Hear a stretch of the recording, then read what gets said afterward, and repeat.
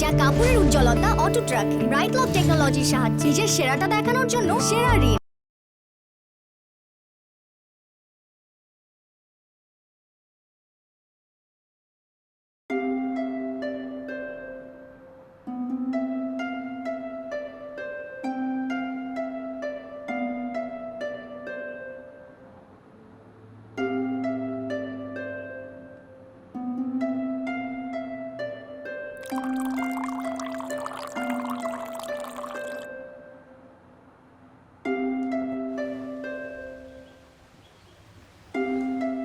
আপনার কাছে পারফেক্ট থ্রিলারের সংজ্ঞাটা কি? Perfect thriller is very rare. Queen of Crime, Agatha Christie. উনি সবচেয়ে বেশি এগিয়েছিলেন। উনি বেশ কিছু পারফেক্ট থ্রিলার তৈরি করতে পেরেছিলেন। তারপরে যদি চিন্তা করি তাহলে সামগ্রিকভাবে সংখ্যাটা বেশ নগণ্য। আমার কাছে তো আপনার থ্রিলারগুলো অনেক পারফেক্ট লাগে। আমার থ্রিলার, ট্রাস্ট মি, আমার থ্রিলার পারফেক্ট থ্রিলারের ধারের কাছেও নেই। এর আগে আমি বেশ অনেকগুলো ইন্টারভিউতে বলেছি যে পারফেক্ট থ্রিলার হচ্ছে সেটা যেটা ফিকশন এবং রিয়েলিটি এর মধ্যে পার্থক্য করা যায় না। আপনি গল্প পড়তে পড়তে গল্পের জগতের মধ্যে ঢুকে যাবেন, গল্পের জগৎটাই মনে হবে reality. It is very difficult to create this illusion, very difficult.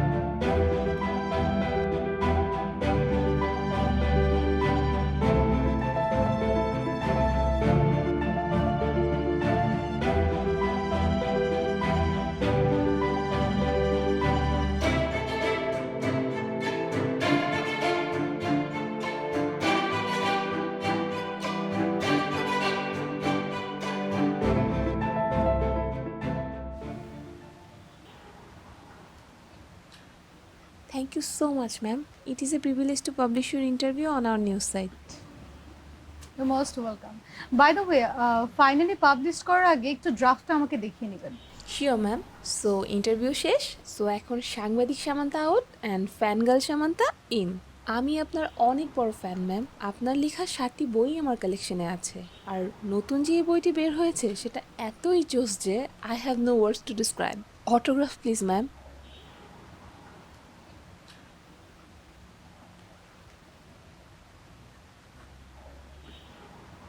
Thank you so much ma'am, thank you so much.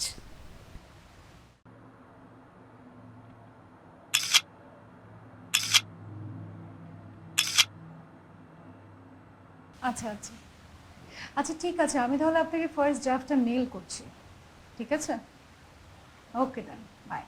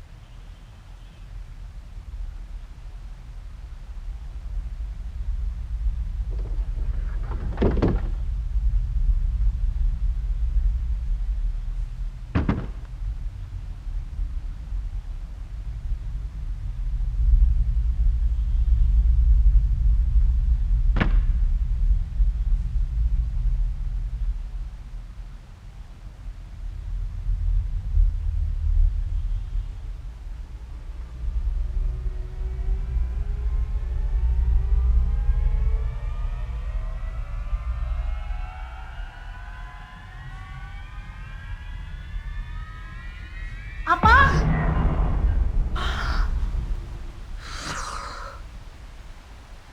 তোমাকে আমি কতবার বলেছি যে পেছন থেকে আমাকে এভাবে ডাক দেবে না।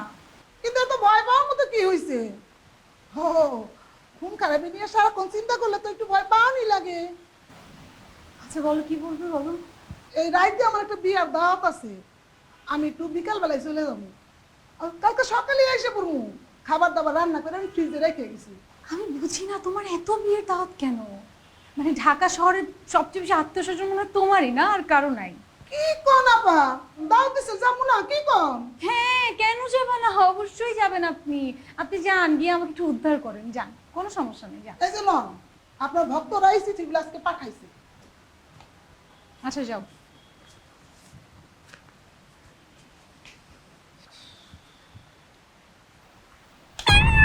রোজো, তুই আলমারিতে কি করিস? এই আলমারিতে কি?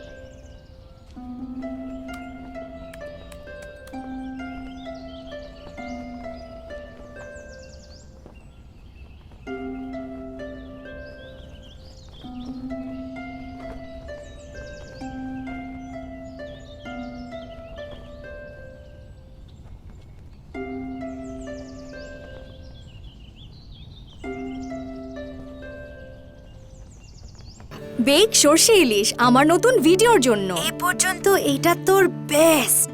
এ কি এমন মলিন কাপড় পরে ইউটিউবে আসা যাবে না। তার জন্য আছে নতুন রিন, যা কাপড়ের উজ্জ্বলতা অটুট রাখে ব্রাইট লক টেকনোলজির সাহায্যে। নিজের সেরাটা দেখানোর জন্য সেরা রিন। আমার অপরাধের স্বীকারোক্তি। আমি একজন অপরাধী, ভয়ঙ্কর অপরাধী। আজকে আমি আপনার কাছে আমার সব ভয়ঙ্কর অপরাধের কথা স্বীকার করব। আপনার কাছে কেন আমি আমার অপরাধের কথা বলতেছি সেটা আমার পুরো মেসেজটা পড়লে আপনি বুঝতে পারবেন। দয়া করে আমার কথাগুলারে ফাইজলামি ভাববেন না। এখন যে পরিস্থিতির সৃষ্টি হয়েছে তাতে আমার অপরাধের কথা স্বীকার করা ছাড়া আমার আর কোনো রাস্তা নাই। আর সেই স্বীকারোক্তিটা আপনার কাছে দিতে হবে। আমার নাম কায়কোবাদ। আমি একজন সামান্য কাঠমিস্ত্রি, কিন্তু আমি কাঠের সব জিনিস বানাই না, শুধু সোফা বানাই। কারণ সোফা বানাইতে আমার বড় ভালো লাগে। সোফা বানানোর কাজটা অনেক মন দিয়ে করি বলে আমার হাতের কাজগুলো অনেক সুন্দর হয়। সোফার জগতে মোটামুটি ভালো নাম ডাক আছে আমার। সবাই এক নামে চেনে, কায়কোবাদের সোফা। এই জন্য বড় বড় জায়গাও আমার সোফা শোভা পায়। যে কোনো নতুন সোফা বানানোর পর আমি নিজেই প্রথমে সে সোফায় বসি, সোফাকে অনুভব করি। আমার কাছে মনে হয় সোফায় যেন প্রাণ আছে। আমি একবার আমার সোফারে দেখি, আরেকবার নিজের চেহারা দেখি। আমার বাজে চেহারা সব সময় আমার বানানো সুন্দর সোফার কাছে হাইরা যায়। এই সোফায় বিভিন্ন রকমের মানুষ বসে, বড় বড় মানুষ বসে। সেই সব বড় মানুষদের বড় বড় বাসায় সোফাটা শোভা পায়। এই বড় জায়গাগুলোতে আমি কোনোদিন নিজের যোগ্যতায় যেতে পারবো না, কিন্তু আমার সোফা পারবো। কারণ আমি গরিব, বদখত, ছোট কাঠমিস্ত্রি হইলেও আমার সোফা সুন্দর, রাজকীয়, আরামদায়ক।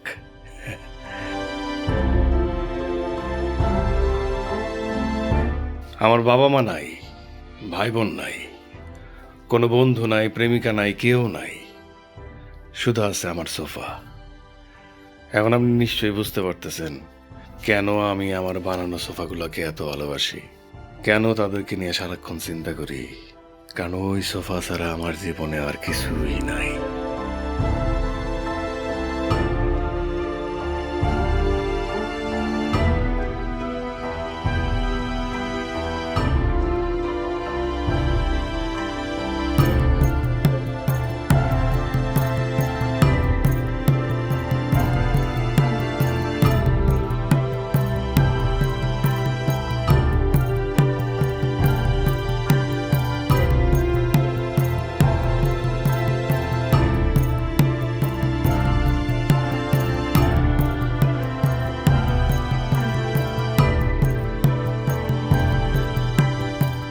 কিন্তু একটা পর্যায়ে আমি নিজের সোফার উপর হিংসা করতে শুরু করলাম।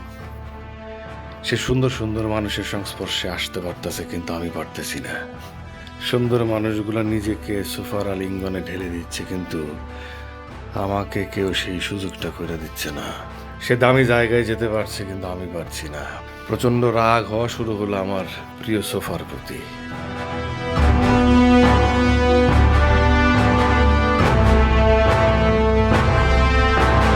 ঠিক তখনই বিদ্যুৎ চমকের মতো একটা চিন্তা আমার মাথায় খেলে গেল। কেমন হয় যদি আমি নিজেই সোফার একটা অংশ হয়ে দামি জায়গাগুলোতে যাই? মানুষের আলিঙ্গনের কিছুটা অংশ আমিও তখন হতে পারবো। এক অদ্ভুত চিন্তা আসলো আমার মাথায় তখন।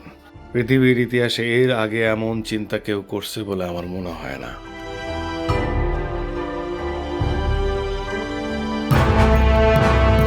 আমি আমার সোফার পিছনে একটা গোপন চেম্বার বানানো শুরু করলাম, যে চেম্বারে একজন মানুষ আরাম করে বসে থাকতে পারবে, কিন্তু সোফার উপরে বসা মানুষটা বিন্দু মাত্র টের পাবে না, এমনকি আশেপাশের কেউই কিছু টের পাবে না।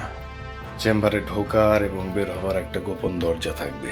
এই দরজা এমন ভাবে সেট করা থাকবে যেটার উপস্থিতি আমি ছাড়া আর কেউ ঠাওর করতে পারবে না।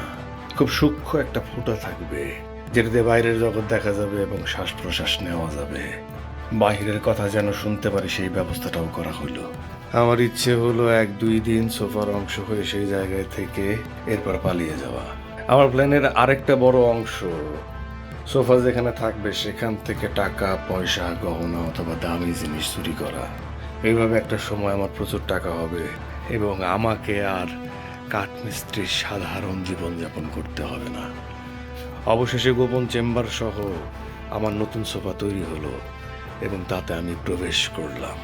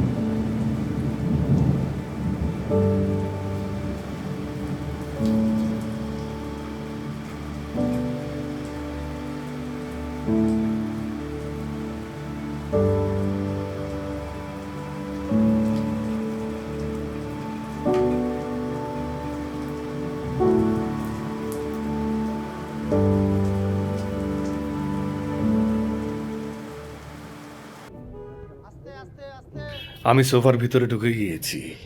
আমি যে সোফার ভিতরে আছি এটা আমি ছাড়া আর কেউ জানে না। আমার অ্যাসিস্ট্যান্টকে আগেই সব বুঝিয়ে বলা আছে, সে মাল ডেলিভারি দিয়ে দিবে। ভাই রে ভাই, এই সোফা এত ভারী কেন? এটা কি দিয়ে বানাইছে? আরে বেটা, এটা কায়কোবাদের সোফা, স্পেশাল সোফা। বাংলাদেশের মতো আমরাই এই আলিশান সোফা বানাই। সাবধানে সাবধানে নিবি। সোফার ভিতরে বসে থাকা অবস্থায় আমার প্রথম অনুভূতি হচ্ছে আমি যেন কবরে আছি। ঘুটঘুটে অন্ধকার, সূক্ষ্ম ফুটো দিয়ে শুধু এক চিলতে আলো ঢুকছে, সেটাই সম্বল।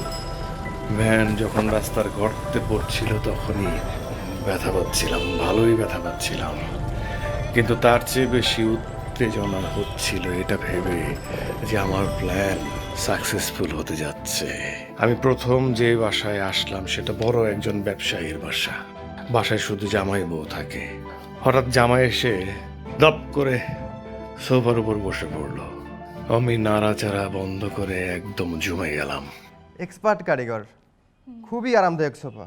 আর আমি বসে আছি কেন? আর তোমার গিফট তো, তুমি বসো। আসলেই তুমি এক্সপার্ট কায়কোবাদ, কেউ কিছু বুঝতে পারেনি। তোমার পছন্দ হয়েছে? খুব পছন্দ হয়েছে। এটা কায়কোবাদের সোফা, বাংলাদেশে খুব একটা পাওয়া যায় না, খুবই স্পেশাল একটা সোফা। সত্যি খুবই আরামদায়ক। আমার তো ঘুম চলে আসছে। তাহলে ঘুমাও। ঠিক তখনই এক অদ্ভুত শিহরণ খেলে গেল আমার রক্তে। কোনো মেয়ের এত কাছাকাছি এর আগে আমি কখনো হইনি। মেয়েটা সোফার গায়ে যখন হাত বোলাচ্ছিল তখন আমার মনে হচ্ছিল যে আমার গায়ে হাত বোলাচ্ছে। এরকম অনুভূতি জীবনের আগে কখনই হয়নি আমার।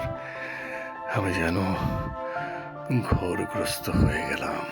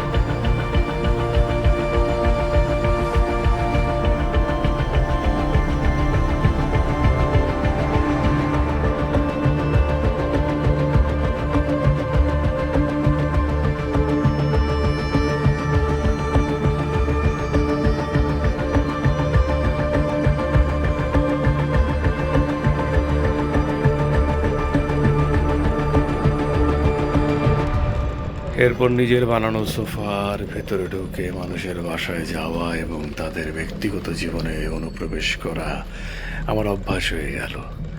আমি বাসা বাড়িতেই সাধারণত যেতাম। অফিস, আদালত, ব্যবসা প্রতিষ্ঠানে যাওয়ার কোনো প্রয়োজন দেখতাম না। আমি বাসা বাড়িতেই আমার কাজ। বিনা বেক সর্ষে ইলিশ আমার নতুন ভিডিওর জন্য। এ পর্যন্ত এইটা তোর বেস্ট। এ কি, এমন মলিন কাপড় পরে ইউটিউবে আসা যাবে না। তার জন্য আছে নতুন রিন, যা কাপড়ের উজ্জ্বলতা অটুট রাখে। ব্রাইট লক টেকনোলজির সাহায্যে নিজের সেরাটা দেখানোর জন্য সেরা রিন। ঝামেলায় এবং নিরাপদে করা সম্ভব। স্বাভাবিকভাবেই মেয়েরা যখন সোফায় বসতো তখন আমার বেশি ভালো লাগতো। আমি সারাদিন চাইতাম কোনো মেয়ে এসে সোফায় বসুক এবং একবার বসলে আর না উঠুক। সবাই যখন ঘুমিয়ে পড়তো অথবা বাসার বাইরে যেত তখন আমি মূল্যবান জিনিস চুরি করতাম। এরপর সুযোগ বুঝে সটকে পড়তাম। কিন্তু একদিন আমি চরম পাগলামি করে বসলাম, কারণ সত্যিকারের স্পর্শের জন্য আমি না পাগল হয়ে গিয়েছিলাম।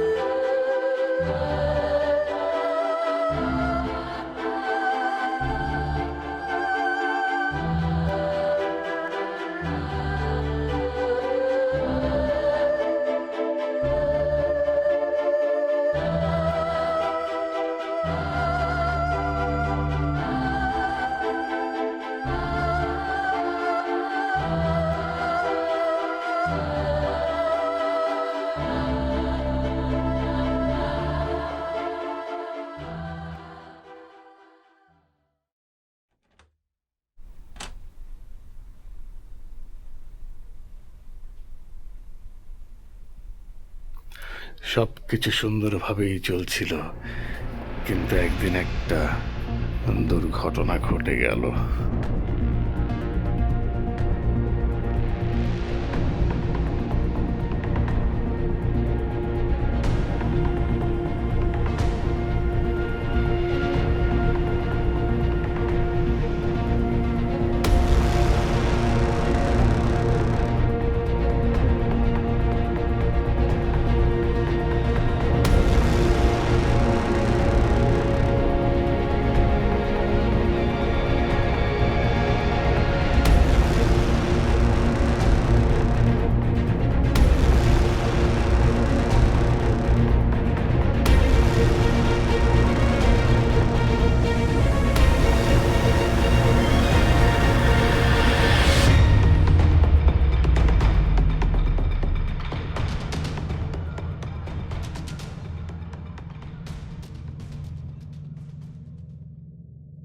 তারপরও সত্যি বলতে আমার জীবনে এই নতুন উত্তেজনায় বেশ ভালোই কাটছিল, কিন্তু বিপত্তি বাঁধলো নতুন এক বাসায় গিয়ে। ওই বাসায় একজন মেয়ে তার নিজের ব্যবহারের জন্য সোফাটা কিনেছিল। মেয়েটা সমাজের বেশ পরিচিত মুখ।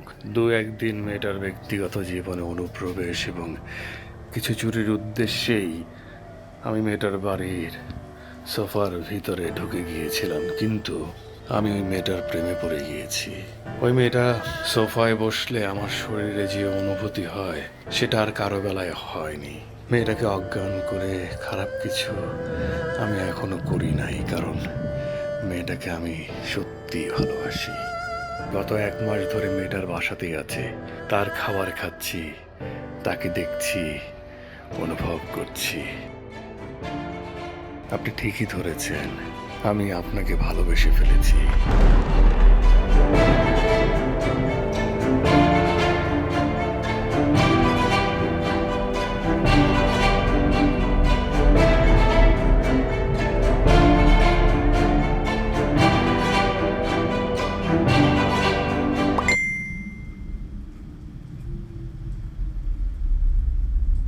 আমি আপনার ডাকের অপেক্ষায় আছি।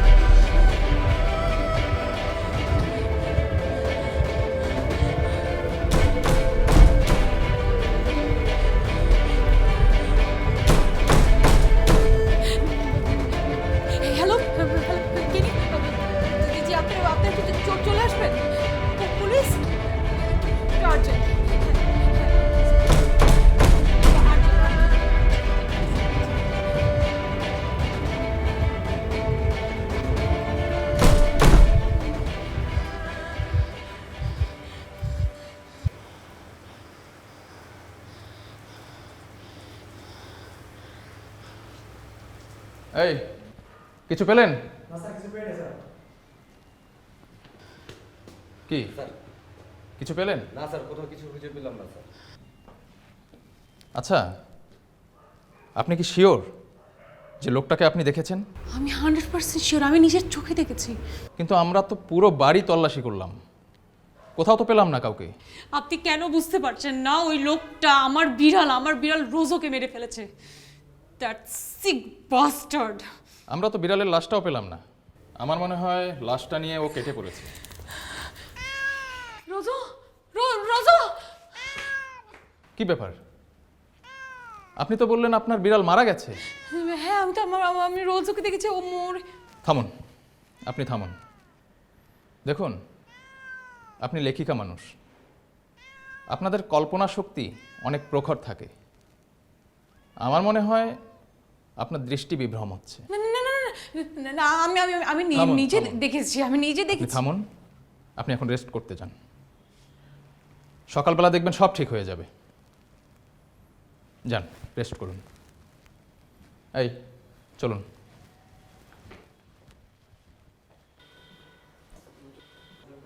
রোজো, রোজো!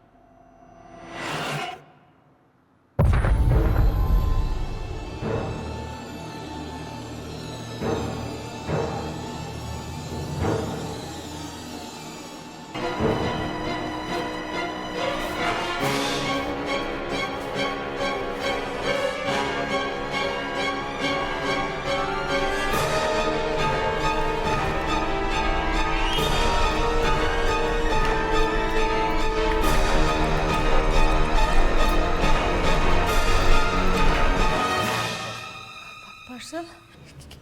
কিসের পার্সেল? কুরিয়ার থেকে আসছে, এখানে একটা সাইন দেন।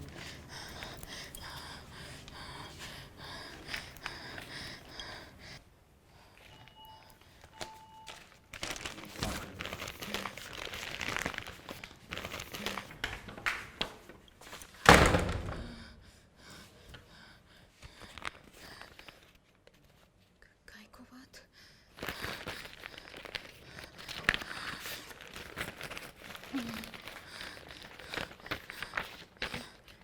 আমি কায়কোবাদ।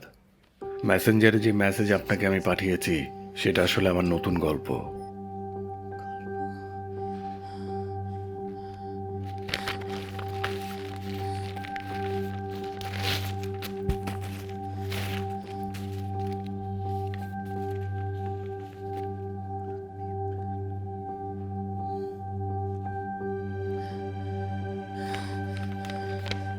মেসেজের কোনো কিছুই সত্যি না, সবই আমার কল্পনা।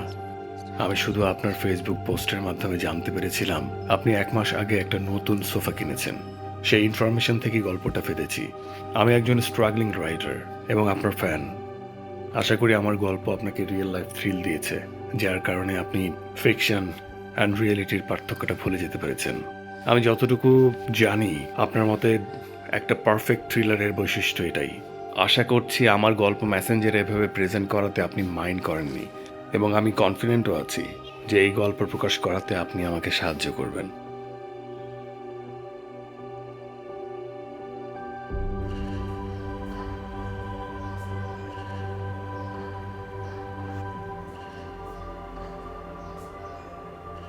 আপা, কায়কোবাদ সাহেব আসছেন। তুমি বসতে বলো, আমি আসছি।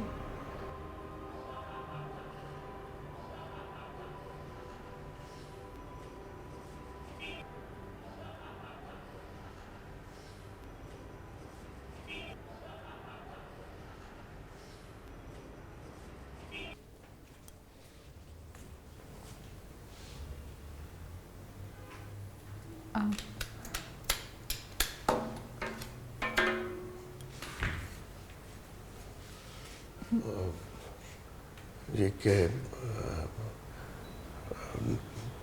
নাবিলা? রাইট। আপনি কায়কোবাদ? জি হ্যাঁ, আমি কায়কোবাদ। আচ্ছা বসুন, বসুন আপনি। জি আপনি বসুন।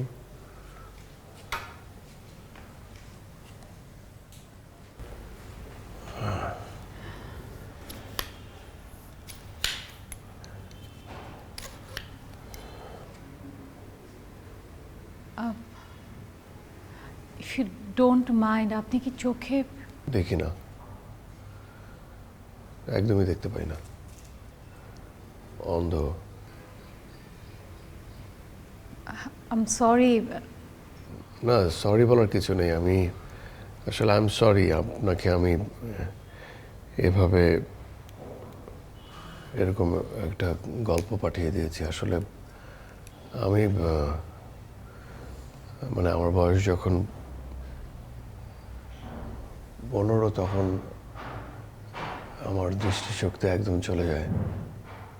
তারপর আমার ভাবনার মধ্যে যে গল্পগুলোই আসে না কেন সেগুলো আসলে লিখতে সহযোগিতা করে আমার মা। আমি বলি আর আমার মা সেগুলো লিখে ফেলে। তো মানে থ্রিলটাই আসলে মাথায় কাজ করে। তো মাকে বললাম, মা লিখে ফেললো আর আপনাকে আসলে পাঠিয়ে দিলাম। সরি এভাবে। আল্লাহ আপনার দৃষ্টিশক্তি কেড়ে নিল, কিন্তু আপনাকে অনেক বড় একটা শক্তি দিয়েছেন, সেটা হচ্ছে গল্প বলার শক্তি। আপনি জানেন, আপনার গল্প পড়তে পড়তে আপনার মানে আমি গল্পের জগৎটাই মনে হচ্ছিল রিয়েল, এত জীবন্ত, এত বাস্তব। জানেন, আমার পছন্দের থ্রিলার রাইটার হচ্ছে আগাথা ক্রিস্টি, কিন্তু আই মাস্ট সে যে আজকে থেকে আমি আপনার ফ্যান হয়ে গেলাম। Oh, really? Thank you so much. আপনি চিন্তা করবেন না, আপনার গল্প পাবলিশ করার জন্য যতটুকু সাহায্য দরকার আমি আপনাকে করব।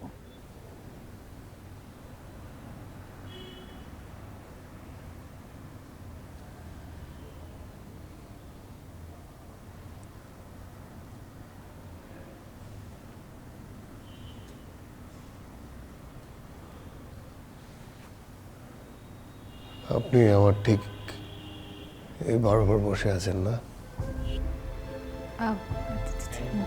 জি। I can sense. And thank you so much. G.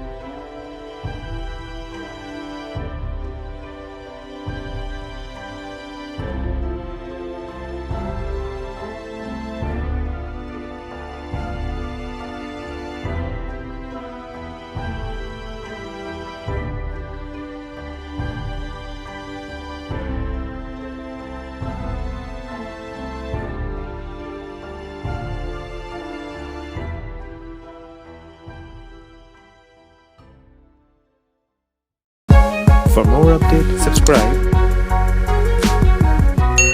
and press the bell icon on YouTube app and never miss another update.